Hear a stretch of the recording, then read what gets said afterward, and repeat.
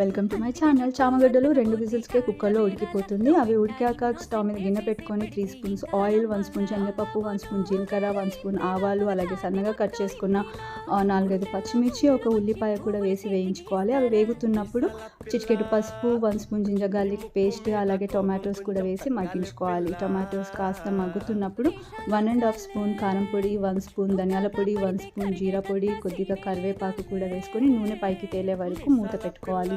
నూనె కాస్త పైకి తేలుతున్నప్పుడు లెమన్ సైజ్ చింతపండుని ముందే నానబెట్టుకోవాలి. ఆ నీళ్ళని ఇప్పుడు ఇక్కడ పోసుకొని మూత పెట్టుకొని 2 నిమిషాలు ఉంచాలన్నమాట. 2 నిమిషాల తర్వాత ఇలా నురుగు వస్తున్నప్పుడు మనం ముందుగా ఉడకబెట్టుకున్న చామగడ్డను కూడా వేసేసుకోవాలి. నేను ఇక్కడ 1.5 గ్లాస్ వాటర్ పోసుకున్నాను. మీరు మీ కన్సిస్టెన్సీ చూసుకొని ఉప్పు సరిపడా, అలాగే 1 స్పూన్ గరం మసాలా కూడా వేసుకోవాలి. ఈ కన్సిస్టెన్సీలో ఉన్నప్పుడు కొత్తిమీర వేసుకొని స్టవ్ ఆఫ్ చేసేయండి, ఎందుకంటే చల్లగయ్యాక గట్టిగా అవుతుంది. అంతే. వీడియో నచ్చితే లైక్ చేయండి.